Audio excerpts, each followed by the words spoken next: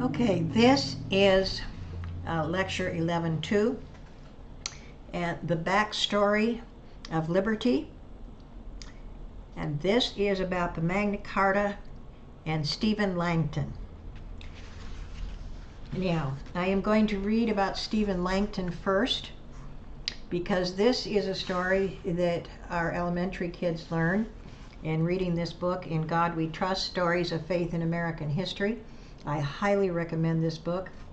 You can use it for English, you can use it for history, you can use it as a vocabulary book. It's got a glossary in the back so that the kids can learn a lot of the words that pertain to the government and so forth. And it's a very uplifting book and telling about the courage of some of the people and bringing forth liberty and so forth. So, In God We Trust, Stories of Faith in American History.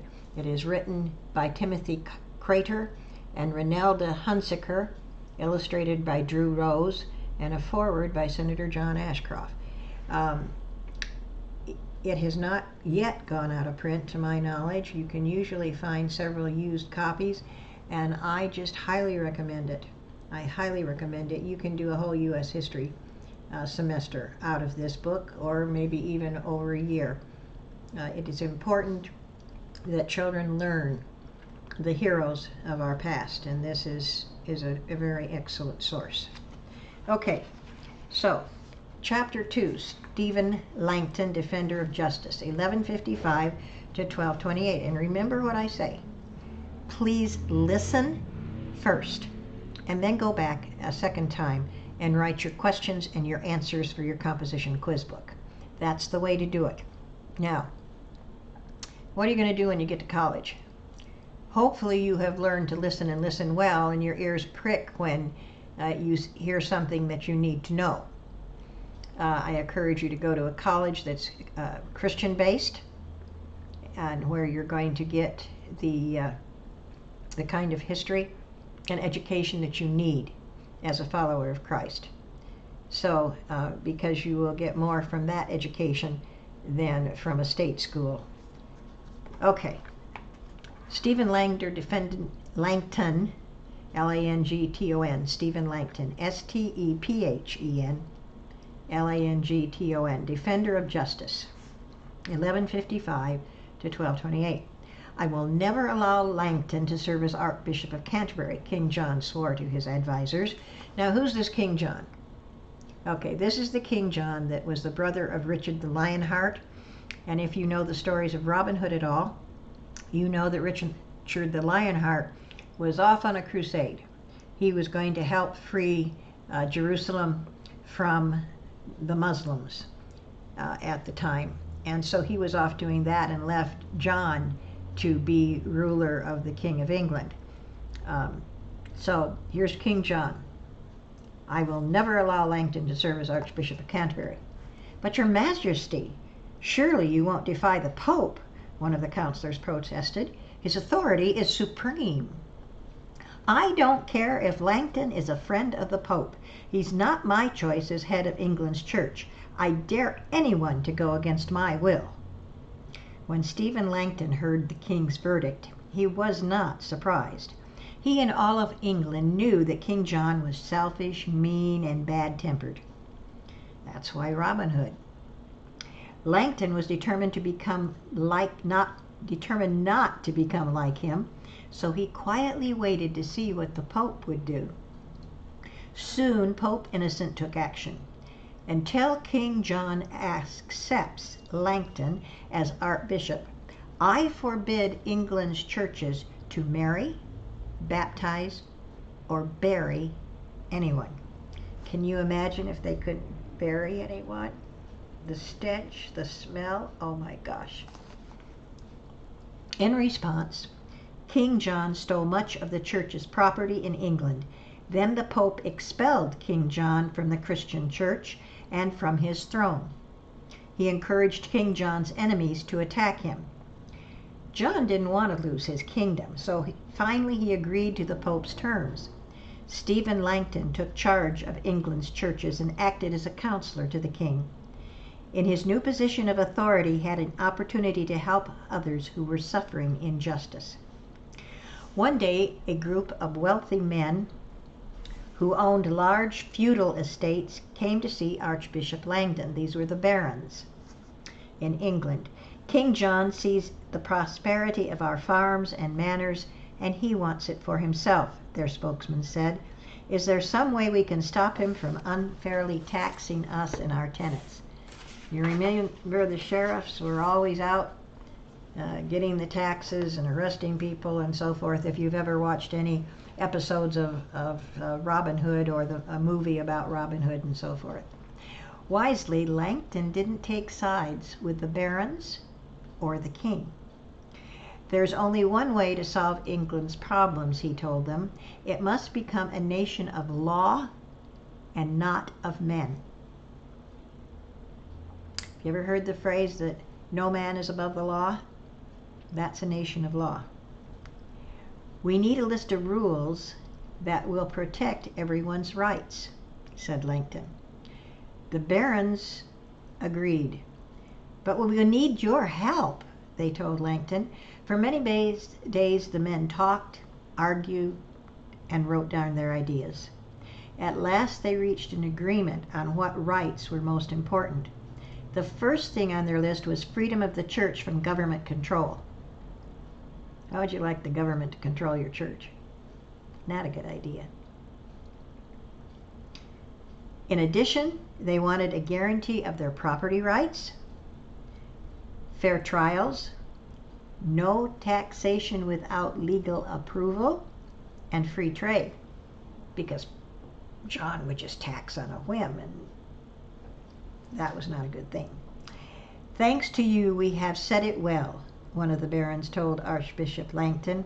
Now let us send our charter to the king and see what he will say. When King John heard the barons' demands, he was outraged. Who do they think they are? He shouted. I'll never put my seal of approval on this piece of nonsense. But the barons refused to be silent. Let us throw off this tyrant. And down with King John, they cried. Then they gathered an army and marched on London. Soon they captured the city. King John was forced to consider their demands. After 4 days of talks with leading barons and church leaders, he agreed to honor their charter. Archbishop Langton smiled as he signed his name to the document. He knew a great victory for justice had been won. What he didn't know was that 600 years later, the great charter, known as the Magna Carta, would help Americans create a government with just laws at its heart. And a side note to Stephan Langton, he loved God's Word and devoted his life to its study and teaching. We owe the chapter divisions in our Bibles to him. From the scriptures, Langton learned about life, liberty, and justice. And so can we. So, that's the first part. That gives you a little bit of background on an elementary level. And now we're going to talk a little bit more about the Magna Carta from America's Providential history that I introduced in the last class, in the previous class. And if you're wondering, why do we have a 1-1, 1-2, a 3-1, a 3-2, and here we are in the 11-1, 11-2. Well, let me explain that. Okay? In our live online academy, we have 2 sessions of this class a day. So, the first class would be like 11-1, and the second class would be like 11-2. Now, if you are taking this course as a homeschool course, or from me as a correspondence course or online course, where you're using the videos instead of being live, then you can do 11-1 one day and 11-2 another day, and you will have your year-long course. So that's just a little explanation. Let's go to page 55 in here, in the Magna Carta in 1215. Remember that date and its importance, because it is important. As it said previously, the Magna Carta helped shape our government here. In England, the Norman system of government removed the rights of the people. Remember, it had been conquered by the Norman conquest by William the Conqueror. Consequently, the kings abused the people, barons as well as commoners. Things worsened to the point under King John that the English barons drew up a contract that addressed the abuses and guaranteed the barons certain rights and privileges as contained in biblical law. See, there's the referral back to the Bible again. Much of what we have in law and in our civil society is from the Bible. And when they try to tell you it's from John Locke, or it's from this person or that person, or because of the Reformation or the Renaissance or whatever, or the Enlightenment, most of it is from the Bible and from the Mosaic Law, just as the Celts had. Back to reading. King John, needing the help of the barons to raise money, reluctantly signed the Magna Carta in 1215. It is interesting to note, but not surprising, that a clergyman, Stephan Langton, is likely the chief architect of the document. The Pope said it was illegal, but the English Catholic Church, still influenced by its Celtic origins, ignored the Pope and helped preserve the document in various ways, including encouraging the application of its principles in the government. So you can see what role the church played, right, in England in this regard. The Magna Carta embodied the principle that both sovereign and people are beneath the law and subject to it. In other words, we would say today, no one is above the law. We are all subject to it. And that's where we are. We aren't above the law. We certainly aren't above the law of God. We are subject to it. And how we do things, whether we obey it or not obey it, depends how we fare, right? Later, both Englishmen and American colonists cited the Magna Carta as a source of their freedom. It is also notable that in England around the year 1200, a Catholic monk named Dominique instituted the first example of representative government on a national level in his order of monks. This was in great contrast to most of Catholicism. Around 1300, Parliament was created reflecting the representative principle, and in 1231 the Pope initiated the first phase of the Inquisition to identify and punish heretics. Quite frankly, I don't know what that has to do, other than the fact that the church did get out of hand. So, all right, that's the 11.2 lectures, and the important part is Stephan Langton and the Magna Carta and what influence it had on our own government, okay? Because a lot of the people who were in the Americas at the time that the Constitution was crafted had roots in an English heritage.